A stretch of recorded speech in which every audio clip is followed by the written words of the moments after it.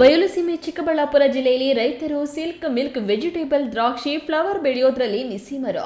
ಅಂಥದ್ರಲ್ಲಿ ಸಿಲ್ಕ್ ಅಂದ್ರೆ ರೇಷ್ಮೆ ಕೃಷಿ ಮಾಡುತ್ತಿರುವ ಈ ಭಾಗದ ರೈತರು ಸಾಮಾನ್ಯವಾಗಿ ಇಪ್ಪು ನೇರಳೆ ಸೊಪ್ಪನ್ನ ರೇಷ್ಮೆ ಹುಳ ಮೇಯಿಸಲು ಇಲ್ಲವೇ ಜಾನುವಾರುಗಳಿಗೆ ಮೇವಿಗಾಗಿ ಬಳಸುತ್ತಿದ್ರು. ಹಲವಾರು ಬಾರಿ ಇಪ್ಪು ನೇರಳೆ ಸೊಪ್ಪು ಯಥೇಚ್ಛವಾಗಿ ಬೆಳೆದಿದ್ದಾಗ ಕೊಳ್ಳುವವರಿಲ್ಲದೆ ಸಾಕಷ್ಟು ನಷ್ಟ ಅನುಭವಿಸುತ್ತಿದ್ರು. ಬಂಡವಾಳ ಹಾಕಿ ಬೆಳೆದ ಇಪ್ಪು ನೇರಳೆ ಸೊಪ್ಪನ್ನ ಅನ್ಯಾಯವಾಗಿ ದನಗಳಿಗೆ ಕೊಯ್ದು ಹಾಕಬೇಕಲ್ಲ ಅಂತ ಯೋಚನೆ ಮಾಡುವಾಗ ಗೌರಿಬಿದನೂರು ತಾಲೂಕಿನ ಆಂಧ್ರ ಗಡಿ ಭಾಗದ ನಗರಗೆರೆ ಭಾಗದ ಸುತ್ತಮುತ್ತಲಿನ ರೈತರು ಹೊಸ ಐಡಿಯಾ ಮಾಡಿದ್ದಾರೆ. ಅದೇನು ಅಂತ ನಗರಗೆರೆ ರೈತ ಮಹಿಳೆಯಿಂದ ನೀವೇ ಕೇಳಿ. ಇದು ರೇಷ್ಮೆ ಸೊಪ್ಪು ಎಲ್ಲ ಇದು ಮಾಡ್ತಾರೆ, ಏನೋ ಮೆಡಿಸಿನ್ಗೆ ಹೋಗುತ್ತಂತೆ. ನಾವು ಇಲ್ಲಿಗೆ ಬಂದು ಕೆಲಸ ಮಾಡ್ತಾ ಇದ್ದೀವಿ. ಎಲ್ಲರಿಗೂ ಪರವಾಗಿಲ್ಲ, ಇಲ್ಲಿ ಇದು ಮಾಡ್ತಾ ಇದ್ದೀವಿ ಸರ್. ಹೆಂಗೆ ಅನಿಸ್ತಾ ಇದೆ ಇಲ್ಲೆಲ್ಲ ಕೆಲಸ ಮಾಡುವಾಗ? ಏನು ಯಾವ ಥರ ಲಾಭ ಬರುತ್ತೆ ಇದರಲ್ಲಿ? ಲಾಭನೂ ಪರವಾಗಿಲ್ಲ ಸರ್, ಏನು ಪರವಾಗಿಲ್ಲ. ಏನೋ ಅವರು ಬಂದು ನಮಗೂ ಇಕ್ಕಿದ್ದಾರೆ ಇಲ್ಲಿ ಕೆಲಸ ಮಾಡೋಕ್ಕೆ. ನಮಗೂ ಸ್ವಲ್ಪ ಆದಾಯನೇ ಆಯಿತು, ಚೆನ್ನಾಗಾಯಿತು. ನಮಗೂ ಪರವಾಗಿಲ್ಲ, ಎಲ್ಲರಿಗೂ ಕೆಲಸ ಕೊಟ್ಟವ್ರೆ. ಏನೋ ಇದರಲ್ಲೂ ಸ್ವಲ್ಪ ನಾವು ಒಂದು ಸ್ವಲ್ಪ ಊಟ ಮಾಡ್ಕೊಂಡಿದ್ದೀವಿ ಅಷ್ಟು. ಲಾಭ ಇದೆಯಾ? ಆಯ್ತು ಸರ್. ಏನೇನು ಮಾಡ್ತಾರೆ ಇಲ್ಲಿ? ಏನೇನು ಕೆಲಸ ಮಾಡ್ತಾರೆ? ಇದು ಎಲ್ಲ ಮಿಷನ್ಗೆ ಹಾಕ್ತಾರೆ, ಕಟ್ ಮಾಡಿಕೊಡ್ತಾರೆ, ಬಿಸಿಲಿಗೆ ಹಾಕ್ತಾರೆ ಎಲ್ಲ. ಆಮೇಲೆ ತುಂಬಿದ ಚೀಲಗೆಲ್ಲ ತುಂಬ್ತಾರೆ ಎಲ್ಲ. ಇದು ಲೋಡ್ಗೆ ಹೋಗ್ಬೋತಾ ಇರ್ತದೆ, ಲೋಡ್ಗೆ ಹೋಗುತ್ತೆ. ಅನುಕೂಲ ಆಯಿತು ಸರ್. ಮಾವುದು ಇದೆಲ್ಲ ಇದು ಮಾಡ್ತಾರೆ ಸರ್. ಅದು ಯಾರೋ ಒಬ್ಳು ಹೋಗ್ತಾಯಿದ್ರು. ಇದೆಲ್ಲ ಜಾಸ್ತಿ ಜನಗೆ ಕೆಲಸ ಕೊಟ್ಟವ್ರೆ ಪಾಪ.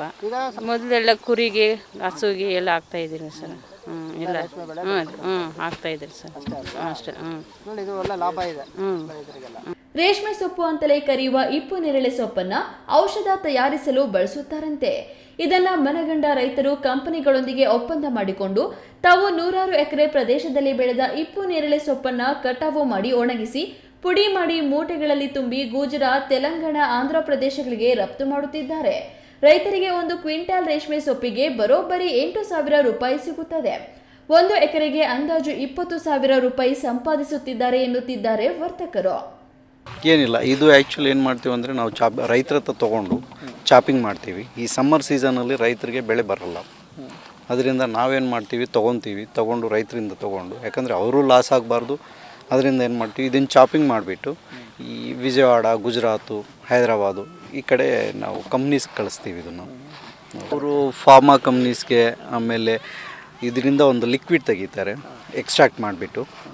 ಆ ಲಿಕ್ವಿಡ್ ತೆಗೆದು ಆಮೇಲೆ ಅವ್ರೇನು ಮಾಡ್ತಾರೆ, ಏನಾದರೂ ವೇಸ್ಟ್ ಇರುತ್ತೋ ಅದು ಗೊಬ್ಬರ ಇದಕ್ಕೆಲ್ಲ ಯೂಸ್ ಮಾಡ್ಕೊತಾರೆ. ಆ್ಯಕ್ಚುಲಿ ನಾವು ಕ್ವಿಂಟಾಲ್ಗೆ ಇಷ್ಟು ಅಂತ ಕೊಡ್ತೀವಿ. ಟನ್ನೇಜ್ ಹಸಿ ತೊಗೊಂಡು ನಾವು ಡ್ರೈ ಮಾಡಿಬಿಟ್ಟು ನಾವು ಅವ್ರಿಗೆ ಇದು ಮಾಡ್ತೀವಿ. ಆ್ಯಕ್ಚುಲಿ ಅವ್ರು ವೇಸ್ಟ್, ಅವ್ರು ಏನು ಮಾಡ್ತಾರೆ, ಹಸುಗೆ ಅದು ಇದು ಹಾಕ್ಬಿಡ್ತಾರೆ, ಅವ್ರಿಗೇನು ವೇಸ್ಟ್ ಆಗುತ್ತೆ. ಅದರಿಂದ ನಾವೇನು ಮಾಡ್ತೀವಿ, ಅವ್ರ ಹತ್ರ ತೊಗೊಂಡು ಅದನ್ನು ನಾವು ಡ್ರೈ ಮಾಡಿಬಿಟ್ಟು ನಾವು ಸೇಲ್ ಮಾಡ್ತೀವಿ. ಇದು ಜಾಸ್ತಿ ಇರೋಲ್ಲ, ಸಮ್ಮರಲ್ಲಿ ಮಾತ್ರ 1 ಮಂತ್ ಇರುತ್ತೆ ಅಷ್ಟೇ. ಅದೇನು ಮಾಡ್ತಾರೆ, ಅವರು ಕಟ್ ಮಾಡಿಬಿಟ್ಟು ನಮ್ಗೆ ಸೇಲ್ ಮಾಡಿದ್ರೆ ನಾವೇನು ಮಾಡ್ತೀವಿ, ಅವ್ರಿಗೆ 18-20 ಸಾವಿರವರೆಗೂ ಕೊಡ್ತೇವೆ.